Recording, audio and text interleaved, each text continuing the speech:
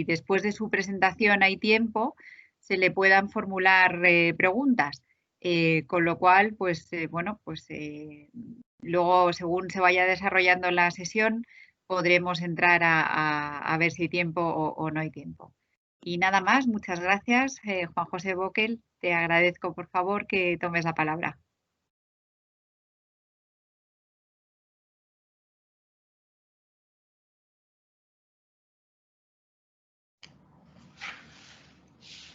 Hola, buenos días o buenas tardes según el uso horario. Es un placer presentar a Joel Hernández y máxime con este tema que es el rol de la CNDH o el papel de la CNDH en los tiempos del COVID, o sea, en tiempos de excepción. Y esto creo que merece un fino tratamiento porque ya hace años hay un librito, digo librito no por descalificarlo, al contrario, todo lo contrario, que se llama Derecho de Excepción, donde al parecer en los tiempos actuales la excepción se ha tornado la regla. Entonces, eso tenemos que tener mucho cuidado. Y por otra parte, quiero, antes de presentarlo a Joel Hernández, quiero agradecer a la red y a la FIO por visibilizar este tema de los ataques a las instituciones nacionales de derechos humanos. En realidad, más que a las instituciones, a todos los defensores, sean instituciones, sean entidades subnacionales. Esto es grave y merece que redoblemos los esfuerzos de todos nosotros para que este tema, sea con las agresiones de hecho, sea con otras vías más sutiles, como por ejemplo la reducción de presupuestos, sea conocida por todo nuestro continente y en realidad digo por Iberoamérica, ¿no? Bueno, así que mi solidaridad con todos los defensores que han sufrido agresiones y mi agradecimiento a la FIO y a la red. Joel Hernández. Joel Hernández fue elegido comisionado por la Asamblea General de la OEA en 2017 y tiene mandato hasta el 31 de diciembre de 2021.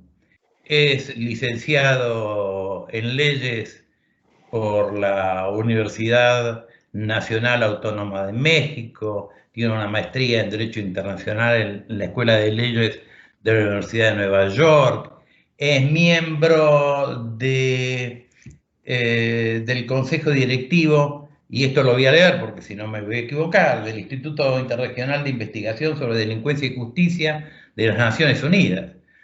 Pero también a su vez en su carrera diplomática ha sido embajador y en ese carácter fue representante de México ante la OEA y además presidió, esto también lo voy a leer, el grupo de trabajo sobre reflexión sobre el funcionamiento de la Comisión Interamericana de Derechos Humanos para el fortalecimiento del sistema interamericano.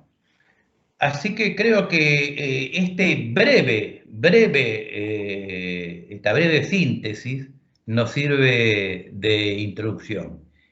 Y no quisiera abundar en más para no aburrir e ir a lo más importante.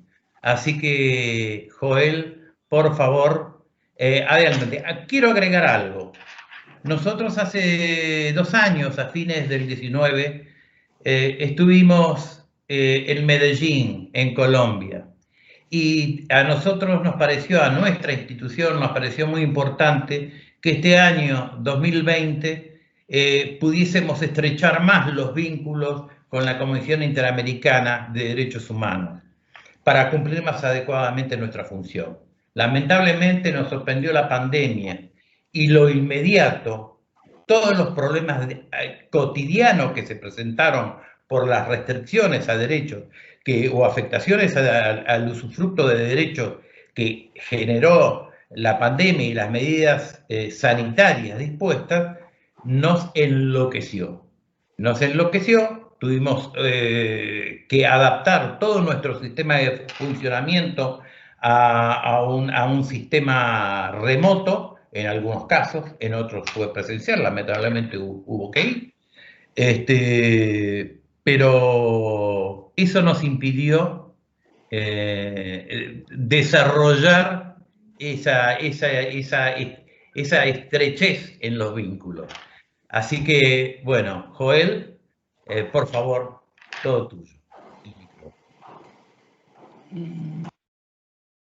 Muchas gracias a Juan José Bockel por esta presentación.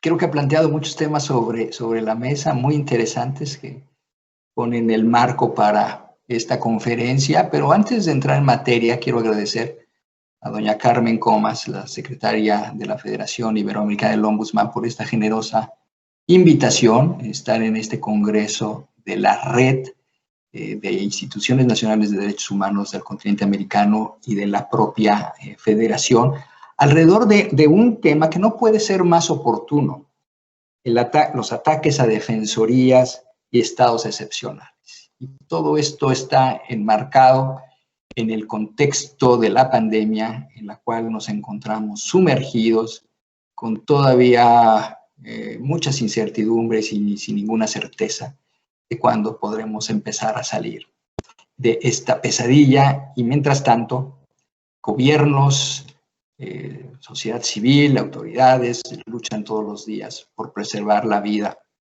y la integridad de las personas, pero en hacerlo también han tenido que restringir derechos, y aquí precisamente una preocupación es cuando existe un abuso de la restricción de derechos.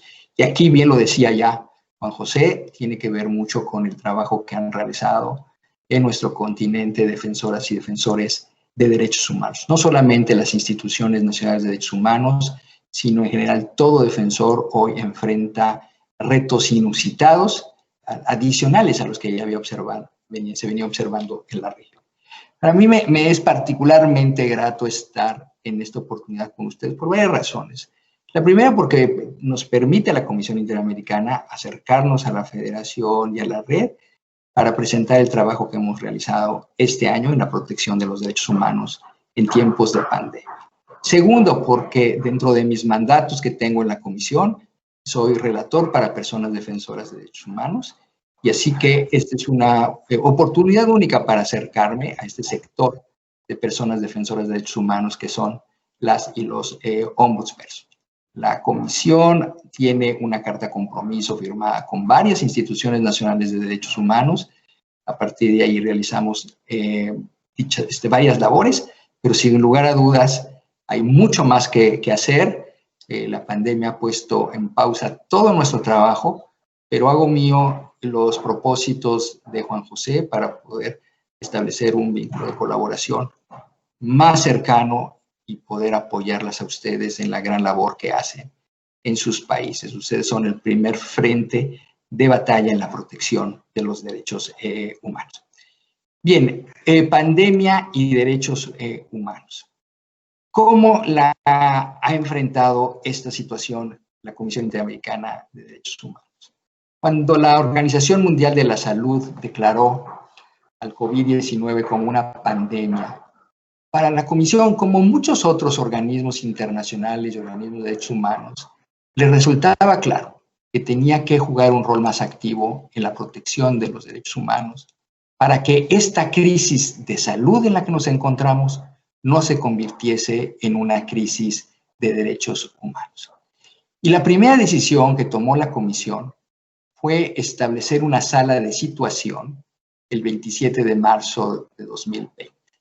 La conocemos por su acrónimo SACROI COVID-19 Tiene un micrositio dentro de nuestra página de internet y mucho de lo que aquí voy a exponer está desarrollado con los documentos pertinentes en ese micrositio. Así que les invito a que le echen una mirada del trabajo que hemos venido realizando por ya más bueno, casi 9 meses. La sala de situación hizo un plan de trabajo que puede explicarse en 7 ejes. Primero, el desarrollo de estándares de protección. Aquí cabe mencionar las 2 resoluciones que ha adoptado la Comisión en el desarrollo de estándares. La resolución 1/20 sobre pandemia y derechos humanos del 10 de abril de 2020 y la resolución 4/20 sobre derechos humanos de las personas con COVID, esta última adoptada el 27 de julio de 2020. Regresaré un poquito más adelante a hablar de estas 2 resoluciones. El segundo eje del trabajo de la Comisión se dio en el monitoreo y el análisis del impacto de las medidas estatales. La Comisión ha venido dando un seguimiento puntual a todas las acciones realizadas por los estados para contener y atender las situaciones del contexto de la pandemia. Buscamos identificar las buenas prácticas para las políticas públicas que tienen un enfoque de derechos humanos, pero también le ha preocupado a la Comisión destacar aquellas situaciones en donde se han presentado vulneraciones de derechos humanos. Es un trabajo de monitoreo diario que se ha traducido en un sinnúmero de comunicados de prensa y de tweets, nuestra red social más usada, que igualmente la tienen ustedes disponible en la página de la Comisión. Tercer eje, las medidas cautelares. No tengo que entrar a explicar a este grupo de expertas y expertos sobre el significado y el alcance de las medidas cautelares, pero como ustedes podrán imaginar, las medidas cautelares tomaron un valor importantísimo para la protección de aquellas personas que se encuentran en riesgo, en situación donde corre peligro su vida y su integridad y donde la Comisión tiene que actuar de manera inmediata para emitir medidas cautelares con recomendaciones a los estados para protegerlas. Han sido muy recurrentes las solicitudes de medidas cautelares que hemos recibido, sobre todo en el marco de las personas privadas de libertad. Desde luego que la Comisión está obligada a hacer una evaluación de cada una de las solicitudes conforme a los requisitos del artículo 25 del reglamento para lograr que éstas se apeguen a derecho y así puedan ser exigibles. El cuarto eje tiene que ver con el sistema de peticiones y casos. Esta es una de los pilares de la Comisión que también resulta pertinente en el trabajo de la pandemia. Y aunque el sistema tiene su proceso y su duración, y lamentablemente es un proceso largo que está más en la parte de reparación de derechos y no tanto en la prevención, pero sí en la reparación de violaciones incurridas, tiene el enorme potencial de que informes que se realicen a partir de violaciones incurridas en el contexto del COVID puedan aportar estándares relevantes en materia de protección de vida y de salud en el contexto de una pandemia. El quinto eje ha sido la promoción y la capacitación. Nos hemos puesto a la disposición de estados y sociedad civil para dar capacitación en el diseño de políticas con una visión de derechos humanos. Lo hemos hecho particularmente alrededor de webinares. Hemos cubierto ya 2 series, yo le llamo 2 temporadas de webinares con alrededor de 30 temas abordados por expertas y expertos. Y de una manera más práctica aún, también dentro de este eje de promoción y capacitación, la Comisión se ha dado la tarea de elaborar guías prácticas. La primera, que ya está publicada en la página de internet, es la guía práctica sobre estándares para garantizar el respeto del duelo, los retos funerarios y los homenajes a las personas fallecidas durante la pandemia del COVID-19. Este ha sido una situación de dolor para familiares y seres queridos de personas que han perdido la vida por la pandemia y que exigen el respeto a la dignidad de sus seres queridos, pero también su derecho a rendir un homenaje a las personas fallecidas. Estamos por publicar en estos días una segunda guía práctica sobre educación a distancia, un tema fundamental hoy en marco de la pandemia, donde prácticamente todo el mundo, las escuelas están cerradas.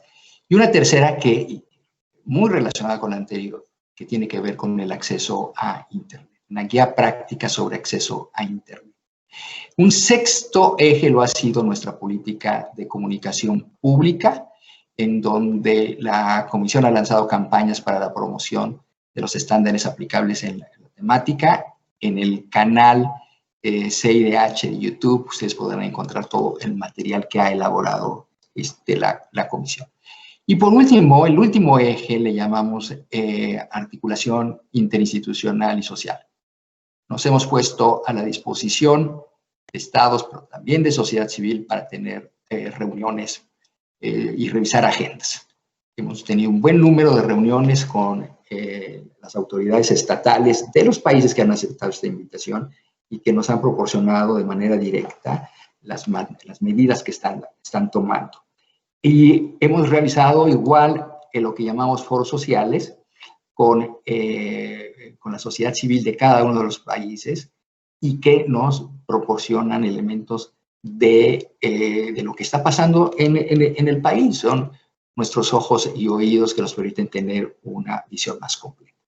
Estos son entonces los 7 ejes sobre los cuales se da el trabajo de la sala de situación SACROI-COVID. Voy a regresar ahora a hablar de las 2 resoluciones adoptadas por la Comisión. Primero, la 1/20 sobre pandemia y derechos humanos, la resolución adoptada el 10 de abril del 2020. Esta resolución ha sido el centro de nuestro trabajo, porque todo el conjunto de recomendaciones que hace la Comisión se basan en los principios y recomendaciones contenidas en esa resolución. Ya Juan José decía algo muy interesante sobre los estados de excepción.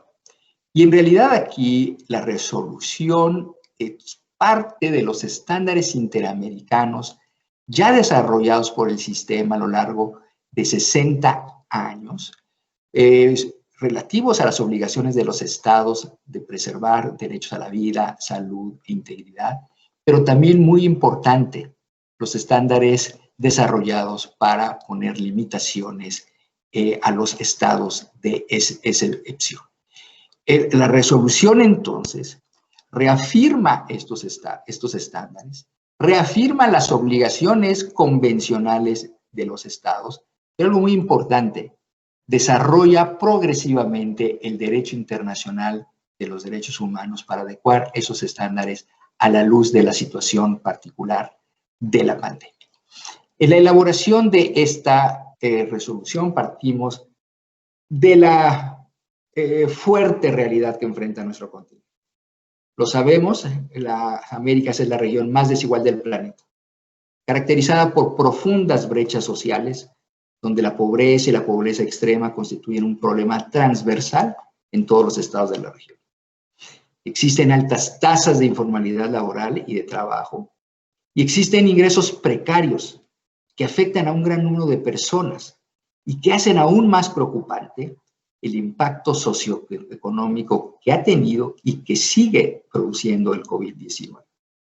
Esta situación de desigualdad económica ha dificultado a millones de personas a tomar las medidas básicas de prevención contra la enfermedad, como el confinamiento. En particular aquellas personas que por su necesidad de supervivencia tienen que salir diariamente a buscar el sustento. Y por otra parte también a las personas que se encuentran en una situación de especial vulnerabilidad. Hay otro elemento que hace también complejo el abordaje de la pandemia en nuestra región. Los altos índices de violencia generalizada y especialmente la violencia por razones de género, de raza o de etnia. ¿Por qué se necesitan mucho los Nos preocupa sobremanera el incremento de denuncias sobre violencias de género durante el confinamiento. Esto lo hemos venido observando en cada uno de los países, cómo han aumentado estas denuncias de violencia de género. Y también nos preocupa que en la región prevalecen crisis penitenciarias y que además hay un altísimo número de personas que se encuentran en prisión preventiva. ¿Cuál es el enfoque de la resolución? La resolución contiene 85 recomendaciones. A mí me gusta dividirlas en dos. Por un lado, las obligaciones de hacer y por otro lado, las recomendaciones que contienen obligaciones de no hacer. En el primer grupo están las acciones positivas que deben de tomar los estados para preservar vida, salud e integridad, con un énfasis particular en la situación de personas en vulnerabilidad. Pero en el segundo lado, aquí viene el tema de los estados de excepción.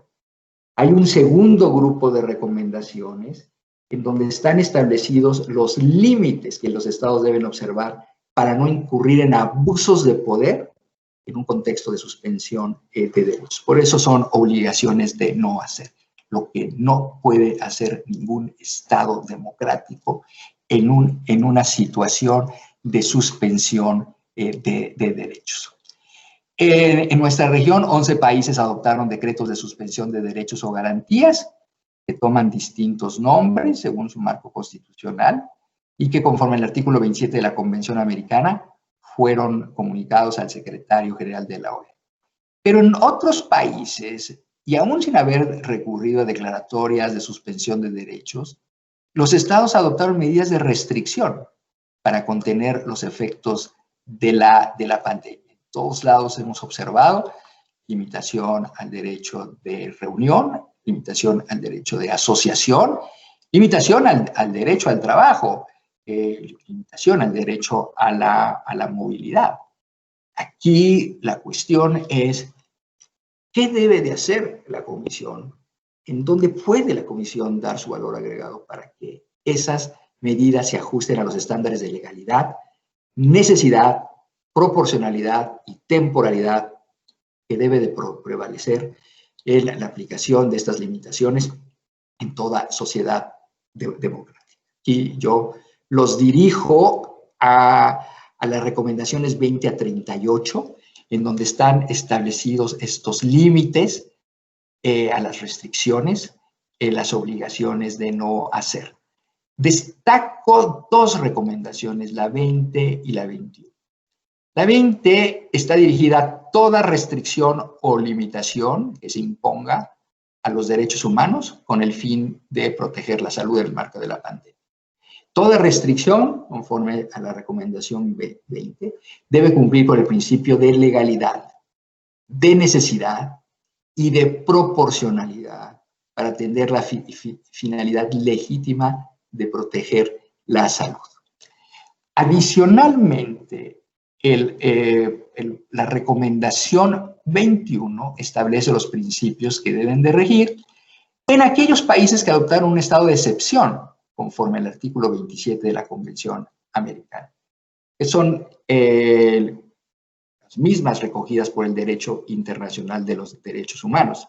Y así la recomendación 21 pide a los estados asegurarse que en caso de establecerse un estado de excepción, primero, se justifique que existe una excepcionalidad de la situación de la emergencia en cuanto a su gravedad, inminencia e intensidad. Segundo, que la suspensión de algunos derechos y garantías sea únicamente por el tiempo estrictamente limitado, la temporalidad.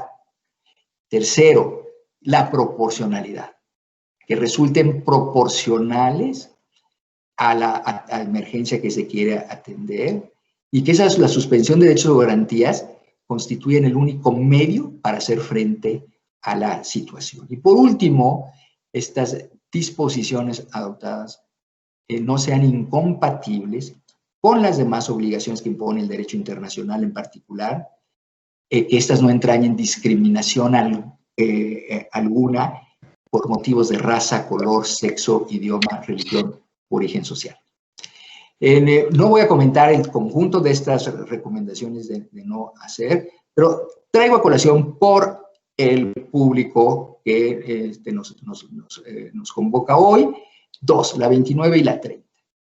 En la recomendación 29, la Comisión pide a los estados abstenerse de restringir el trabajo y la circulación de las y los periodistas y de las personas defensoras de derechos humanos, porque cumplen una función central durante la emergencia de salud pública con el objeto de informar y monitorear las acciones del Estado.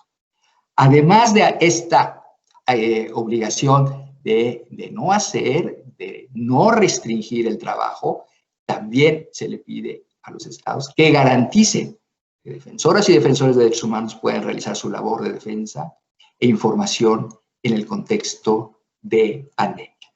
Esta labor, lo hemos visto en varios casos, puede realizarse con las debidas medidas sanitarias. Lo que no se puede hacer es perseguir o detener a una persona defensora de derechos humanos por la vigilancia que realiza, por la actuación del Estado. Y esto significa que no se les puede criminalizar por la realización de sus actos. Paso a las recomendaciones de tipo positivo, las obligaciones de hacer.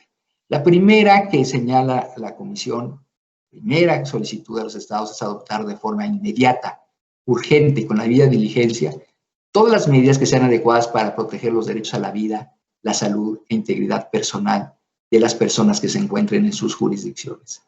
Esta es la principal obligación que hoy tienen los estados frente a la pandemia. Y relacionado con esto, también los estados deben de adoptar de manera inmediata e interseccional un enfoque de derechos humanos en toda estrategia política o medida estatal dirigida a enfrentar la pandemia. Estos son los dos componentes de la ecuación: preservar vida, salud e integridad, pero por el otro lado, aplicar una política interseccional de derechos humanos a toda acción destinada a enfrentar la pandemia. Asimismo, la resolución le pide a los estados que tomen medidas especiales para los grupos históricamente excluidos o en especial riesgo.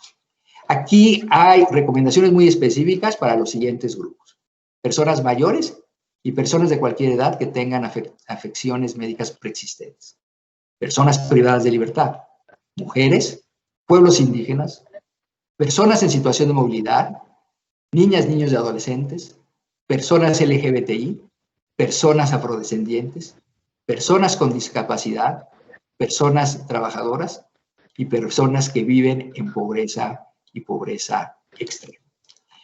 Paso muy rápidamente, estoy agotando mi tiempo, por favor díganme cuándo debo parar. Comento brevemente la resolución 4/20 sobre derechos de las personas con COVID. Esta es una resolución más reciente, del 27 de julio de 2020. Y esta resolución es interesante porque contiene una serie de directrices que abordan los siguientes derechos: protección del derecho a la salud, protección del derecho al consentimiento libre, previo e informado de la persona con COVID, protección al derecho a la igualdad y no discriminación en la atención médica, protección del derecho de acceso a la información de las personas con COVID, una protección de confidencialidad de datos personales y, por último, directrices dirigidas para proteger a las personas trabajadoras de la salud. Esto resume el trabajo que hemos realizado en estos meses y que continuamos haciendo. Nos ha mantenido, como a todas las instituciones públicas, a todos los organismos de la sociedad civil, en los organismos internacionales, hemos estado sumamente ocupados para contribuir a los esfuerzos nacionales que realizan estados y sociedad civil en la atención a la pandemia, pero queriendo aportar aquí un valor agregado. El valor que da 60 años de historia y de creación de estándares del sistema interamericano de derechos humanos. Muchas gracias.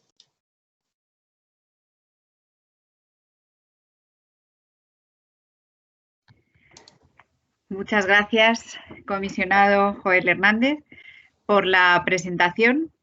Le voy a dar la palabra a Juan José Bockel para que nos diga lo que estime conveniente, y además, como tenemos tiempo, tenemos exactamente pues media hora, bueno, casi media hora. Luego, si alguno de los asistentes quiere formularle alguna pregunta al comisionado Joel Hernández, pues por supuesto que podrá hacerlo. Muchas gracias.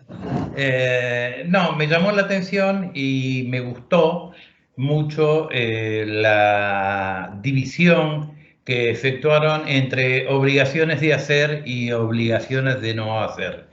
Y que entre las obligaciones de no hacer, si bien no descartan medidas positivas en protección de la salud, el bienestar de las personas, no desnaturalicen su dignidad intrínseca, la dignidad intrínseca de las personas. Por ejemplo, el caso del trabajo es un tema muy importante porque afecta a todo el núcleo, al núcleo familiar. El tema de no restringir el tránsito al personal de prensa o de los defensores de derechos humanos, porque se trata de servicios esenciales, entonces que nos someterían a un oscurantismo bastante peligroso. Así que es un aporte muy importante, sobre todo cuando nosotros creíamos o teníamos la ilusión que esta pandemia iba a tener una finalización en breve tiempo, y al parecer se va a prolongar un tiempo más, o que inclusive nos va a llevar al menos hasta mediados del 2021. Así que esperemos que no sea así. Y para retomar en nuestro trabajo habitual, y reitero mejorar nuestros vínculos o estrechar nuestros vínculos con la Comisión. Por otra parte, si bien estos mecanismos electrónicos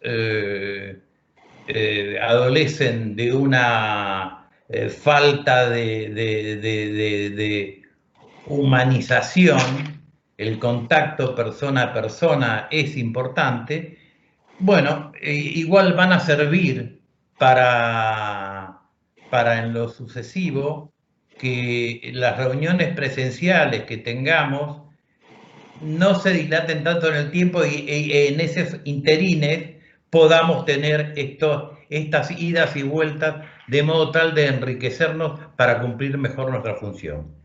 Así que muchas gracias por esta labor que es guía para nuestras instituciones cuando nosotros hacemos recomendaciones al Poder Ejecutivo por algunas medidas que han afectado sobre todo a los grupos vulnerables. Por ejemplo, en nuestro país hay muchas personas que sufrieron restricciones al tránsito, no pudieron en su tránsito, no pudieron regresar a sus hogares, pero lo más grave fue con los que habían viajado por razones de salud para atenderse en centros asistenciales. Los más graves, los trabajadores llamados golondrinas, porque van de provincia en provincia levantando cosechas. Y esos trabajadores no ganan lo suficiente como para perpetuarse o permanecer prolongados tiempos en otra provincia, porque ya después no tienen ahorros para llevar a sus familias. Entonces, esos son solo algunos de los grupos vulnerables, las comunidades indígenas ni que hablar. Así que solo me queda agradecer y bueno, Carmen, todo tuyo. Muchas gracias, Juanjo. Yo quería darle la palabra ahora mismo al presidente de la Federación Iberoamericana del Ombudsman, Jordán Rodas Andrade, que es el procurador de los derechos humanos de Guatemala, para que por favor intervenga. Jordán. Hola Carmen, no sé si me ven, pero por lo menos me escuchan, ahí que justo saludarles. Joel, te vemos y te escuchamos. Perfecto, gracias. Pues agradecerte en mi calidad de presidente de la FIO este acercamiento, no solo de hoy, sino permanentemente, donde tu gestión como presidente de la comisión ha sido bastante fraternal, bastante solidario tu accionar y de la comisión en sí. Y esperamos que el próximo año también así sea, independientemente de quién tengan bien ustedes designar como secretario, pero para nosotros es muy importante tener esa confianza de plantearte nuestros puntos de vista, sentir respaldo, porque como bien decías, nosotros somos el primer frente que ustedes tienen y a ustedes los sentimos como nuestros aliados indiscutibles en la defensa y promoción de los derechos humanos. Muchísimas gracias, Joel, un fuerte abrazo. Muchas gracias, Jordán. La sala está abierta para cualquier persona que quiera formular alguna pregunta. Si son tan amables, les ruego que levanten la mano para poder darles paso y darles la palabra. Mientras tanto, yo por mi parte quiero felicitar al doctor Hernández por la brillante exposición. Desde luego, los temas que ha tratado han sido, pues digamos, nuestro referente durante este año. Nosotros también hemos hecho un ciclo bastante amplio de webinarios donde hemos tratado un montón de temas que han sido ya enunciados en la exposición, temas que afectan, como no podía ser de otro modo, a los derechos fundamentales de las personas que viven en la Comunidad Iberoamericana de Naciones. Y desde luego, bueno, este año de pandemia nos ha enseñado muchas cosas, no solamente temas que tienen que ver con las reuniones tecnológicas, aunque desde luego, como decía Juan José Bockel, nada puede sustituir al contacto personal, ¿no? Pero bueno, algo sí que nos ha permitido trabajar y poder estar en contacto. De hecho, una de las cosas que la Federación Iberoamericana de Ombudsman ha hecho este año ha sido presentar un documento a la Corte Interamericana que a su vez nos ha pedido, porque la Comisión Interamericana de Derechos Humanos ha pedido una opinión sobre personas vulnerables privadas de libertad, y nosotros hemos estado trabajando en ese tema y hemos presentado la posición de la Federación, o sea que esperemos que eso también tenga algún efecto en el futuro.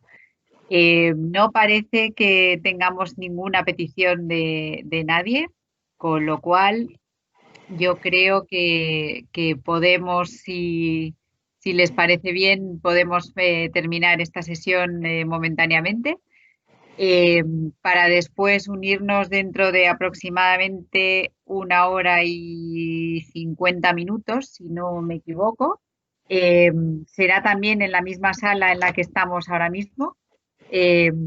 Con lo cual, pues nada, solamente me resta agradecer otra vez al comisionado Joel Hernández la amabilidad, la deferencia y desde luego, tal y como ha dicho el presidente, esperamos que esto sea el principio, la continuación de una gran amistad, pero desde luego con la FIO ahí estamos para cualquier cosa que necesite la Comisión Interamericana y estaremos encantados de colaborar más estrechamente en el futuro. Pues muchas gracias y si se quieren desconectar, pues estupendo, y si no, pues pueden permanecer aquí y dentro de 1 hora y 50 minutos volvemos a vernos. Muchísimas gracias. Muchas gracias, Carol. Muchas gracias. Un gran gusto. Muchas Saludos gracias. a Juan también. Gracias, Juan Muchas José. gracias, Joel. Cuídate mucho. Chao. Feliz tarde.